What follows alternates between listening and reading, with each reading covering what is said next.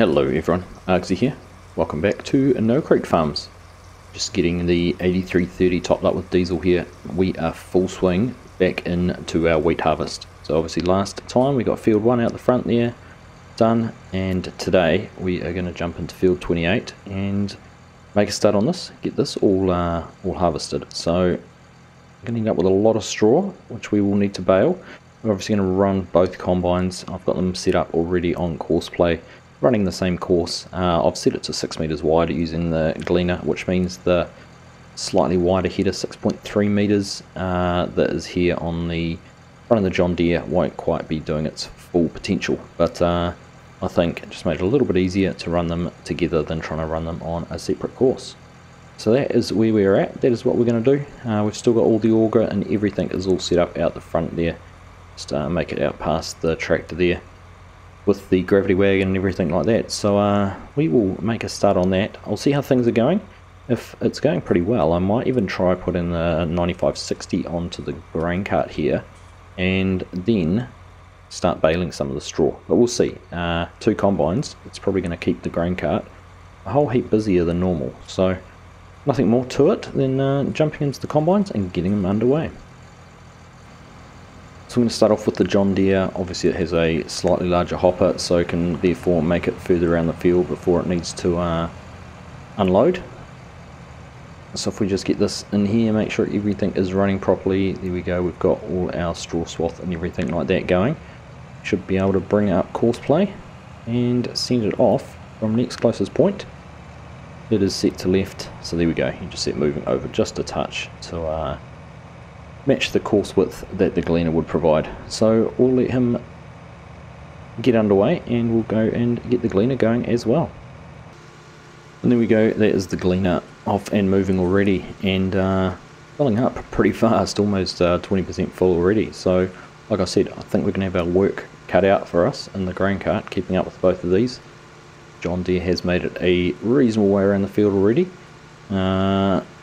So things are going well. It's a good start. So we'll go and jump into the 8330 and make a start on getting these guys unloaded and keeping them moving.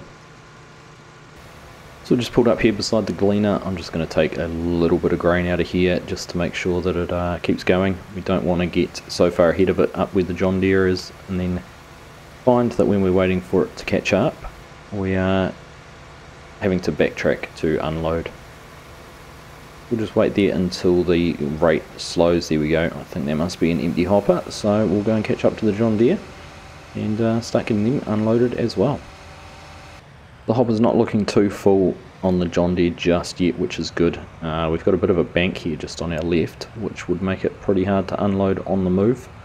And in fact, I don't think we're really going to have the width up here either by the time the auger arm is out on the combine. I don't think we're going to be able to unload beside them as we get to these trees, so we might just have to follow along here until the driver finds a point that they want to cut in, and we may just have to unload stationary just for this first headland pass. Obviously once the field's opened up, it makes it a whole lot easier to unload on the move, but here we go. As you see, there's no way we would have been unloading along the side there, so we'll just follow along here patiently and see what point it is that we can get them unloaded.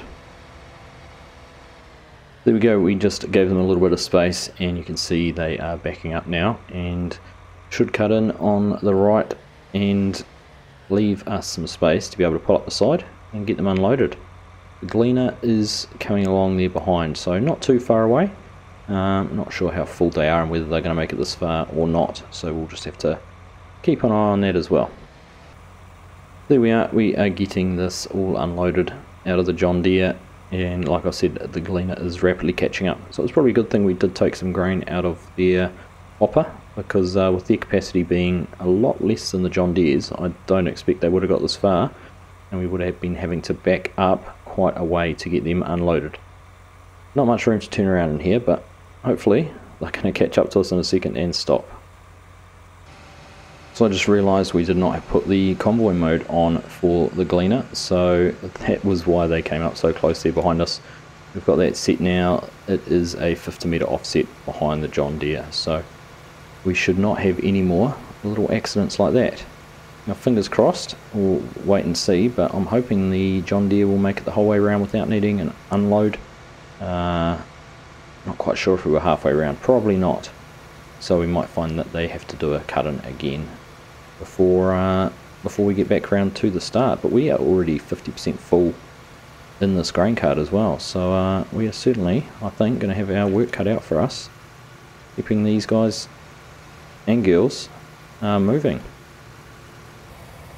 Just taking the advantage while we had a little bit of open space here to take a little bit of grain out of the John Deere, but we're not going to get past that tree at the same time, so we'll back up and let them carry on. Hopefully that will mean, if they weren't going to make it round without unloading, that they will now, because obviously if we can avoid having to do that little backup manoeuvre and cut in, it will make things run a whole lot smoother, a whole lot faster. So we'll just follow along here, and probably when we get back to the yard, if we've managed to get these both unloaded once more, we'll be at a point where it's probably worth going in and emptying the grain cart out before we have to head further down the back of the field. Just keeping the gleaner there pretty well unloaded, because it will mean once we catch up to the John Deere and get that unloaded, we won't have to wait around. It will just mean we can run that a little bit more efficiently and not spend so much time running back and forth. So as soon as we can get up there beside the John Deere to offload, we will do that, and that should be just about now. So let's head on up. Hopefully they don't stop and try and unload into that gravity wagon. That would be a disaster. No, they have made it past and carried on moving. So we'll get them emptied out and then go and start offloading into the silos. There we go, running like a well-oiled machine already. Almost 90% full. As soon as we get this hopper on the combine emptied out, we will keep up with the auger arm there. We will go and get unloaded.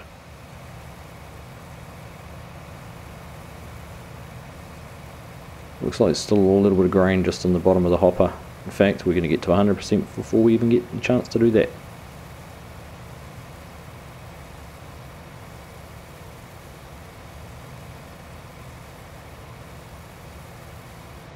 Alright, there we are. We are now full. So we'll get turned around and head back up to the silos. The same setup we had for the front field. We'll just need to be able to get turned around in here, pulled up beside the gravity wagon. We'll get the auger unfolded here on the front of the grain cart, and then once we start unloading into the gravity wagon, we will be able to hop out. There we go. Jump into the 4840. That is now showing some grain there in the gravity wagon, so we can open that up, dump that into the unload hopper or unload auger, which sends that up into the main auger, which goes up into the bin, and you can see up there a little bit of dust coming out of the bin. So that is working perfectly. And of course, if we jump into our menu, you can see our wheat storage, or the wheat bushels that we have in storage, are steadily increasing. So everything working as I had hoped. So once this is emptied out, we'll be able to get back out into the field and carry on keeping the combines moving. And there we go, the grain cart is empty. The gravity wagon was almost full, so we're obviously able to dump into that quicker than the auger can take it away, but not too much difference. We'll head down to the other end of the field, and I think I might just put this on a little bit of a time lapse for a wee while and see how the life and times of a grain cart driver on No Creek Farms harvesting wheat is like, and see how we can keep up with these guys. So we'll see you again in a couple of minutes.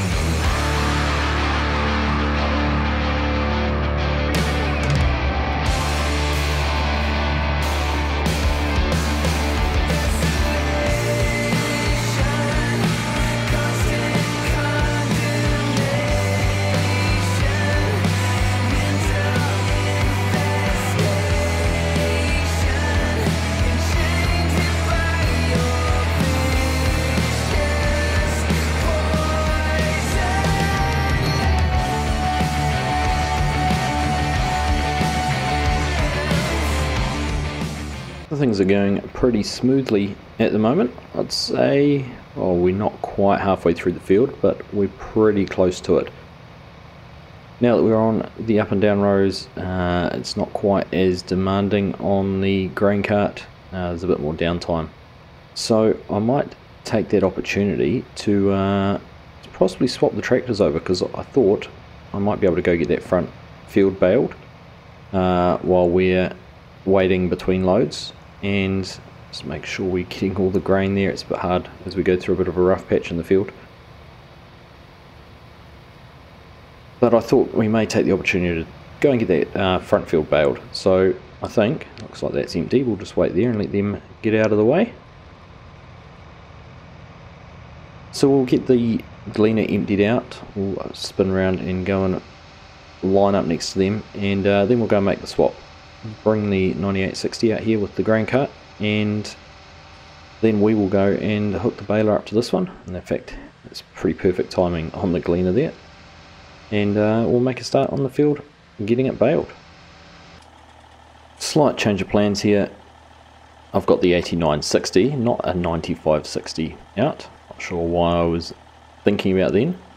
However, it does not have a PTO shaft, so we're not going to be able to run the grain cart, because that obviously requires a PTO to drive the auger. So we'll have to put this away again, and I guess just defer the baling until we can get that tractor freed up.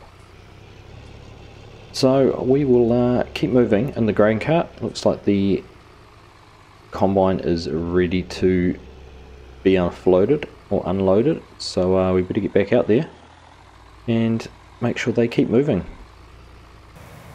So after that little hiccup with the 8960, we'll get the tractor name right. We're back out here running the grain cart and just keeping things moving. So I think we will just carry on harvesting here, and I'll put together a little bit of a montage of it all. So probably catch you again once we're close to getting the field finished.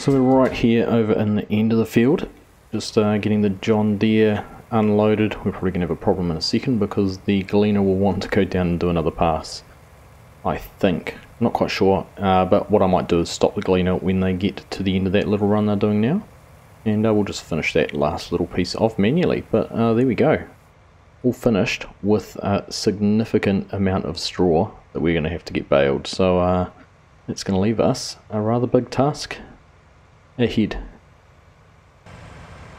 I've just jumped here into the gleaner, and we'll just get these last little pieces cut out, and by then we should have a pretty much full hopper in here. Hopefully we have enough space in the grain cart to fit it all in and get it up into the bins. But we must be getting close to 9,000 bushels, I think. So that's a significant amount of wheat that we will have to sell at some point once the price reaches a decent marker, so we'll be having to keep an eye on that as well. But there we go. We'll while we're here, we will cut these last 2 or 3 plants. It's not going to be a huge amount, probably hardly worth doing 0.1 of a bushel. But if we turn the heater off, we can just run up here beside the grain cart and get this dumped into there. There we go. And once we're done here, we will head up to the yard, park the combines out the front because they are in desperate need of a clean, in particular the John Deere. That's certainly not the green colour it started out as, so we will need to get in and give that a good wash off with the pressure washer. We're just about emptied out here, so as soon as we are, we will head up to the yard. We've got the combines out of the field, and we have the grain cart here, just pulling around towards our unload point on the gravity wagon. We'll just get the auger there unfolded, and we should close enough there to be able to get that put into there. There we are. So we should just hop out here into the 4840, and whoops, we can see that filling up in there. Now why are we not getting a unload trigger for that at the moment? There we are. The something's just moved a little bit, slid a little bit, so we can get that unloaded, and now you can see the grain cart will continue to empty out until they are completely empty, and the grain will go all the way up there into the silo. So there's the auger wagon empty. We'll go and get this parked up and unhooked. Better put the cover on it as well. Not sure if there's any rain in the forecast, but we certainly don't want it filling up with moisture. But I think the best place for it was just parked across the front here. So we'll do that, just leave that sitting there for now, and go and make sure this all finishes getting emptied out and see how much wheat we ended up with. So you can see through the sight windows there, we are below those. Can't tell how much there is left in there, but there cannot be too much more. And there we go, that is emptied out of the gravity wagon, emptied out of the unload auger, and empty out of the main auger. We take a quick look there, 9,267 bushels. So even at that price of $26 a bushel, there's about $220,000, $230,000 worth of wheat sitting in the bins. So it's a good deal. We will be looking forward to selling that and finding a reason to spend it. We'll just get this turned off. We will need to tidy these all up and put them all away. So there we are. We've got the combine sitting there outside the shed waiting to be given a bit of a wash down. We're going to have to get the Haggy sprayer out very soon because the canola needs some weed treatment. It is full of weeds, so we need to get down and give all of those fields a good spray. They also need another application of fertilizer, so I'm going to have to figure out the best way to do that. Whether we put liquid fertilizer on or whether we look at putting a dry fertilizer on. We'll see what's going to be the best option. But we're also stuck with a rather large amount of straw here between this and the front field. We are not going to run out anytime soon for the cows, which is good because we're obviously wanting to keep those all happy. It is the #1 aim for No Creek Farms. So I hope you have all enjoyed that episode. Thank you all very much for watching, and I'll catch you in the next one.